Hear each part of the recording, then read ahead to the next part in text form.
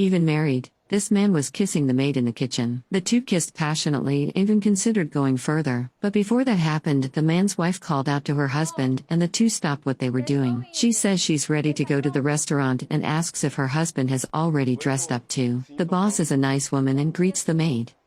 Also, she says that she doesn't need to prepare breakfast, and that she can even take the day off since she and the husband will be out all day. With a cynical smile, her husband's mistress thanks the boss for her kindness.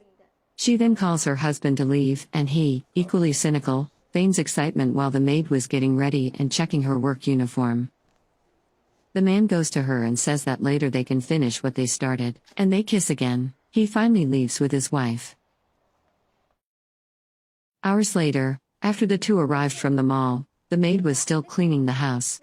The always kind boss was fiddling with her cell phone and decided to call the employee to sit on the couch. The young boss reveals that she is preparing a surprise for her husband because of their wedding anniversary and says that she intends to present him with an iPhone.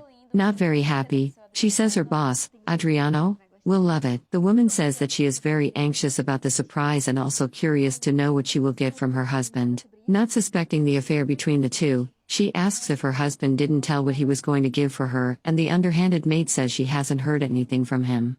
The boss then reveals that she likes the employee very much and says that she is very grateful for her loyalty.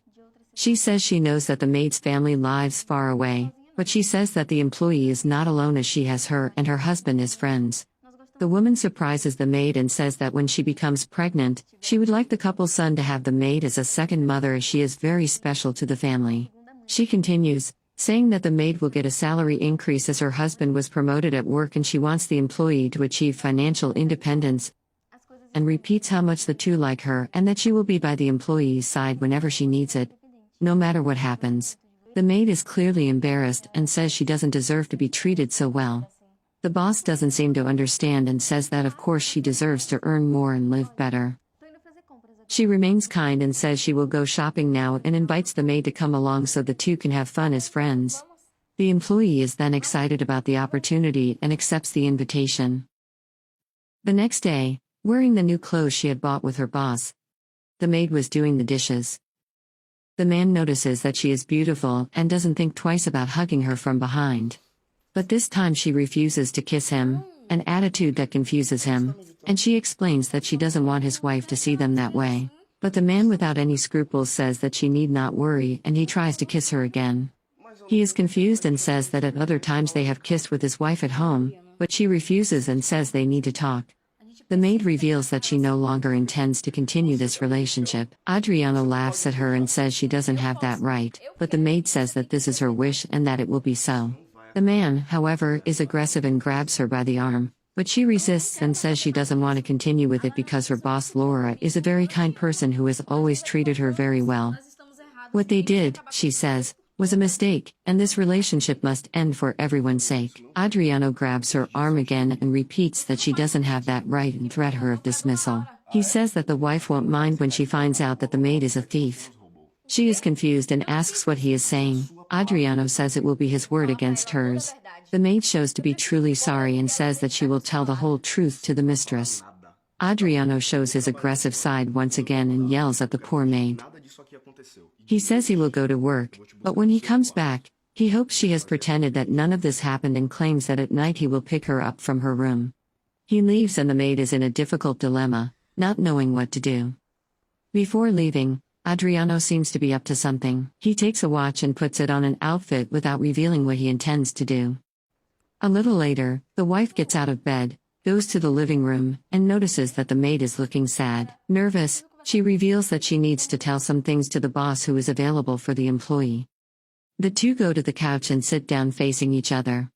The maid, clearly nervous about the situation and apologizing all the time, says that she was in a relationship with her husband. The revelation leaves the boss surprised and open-mouthed.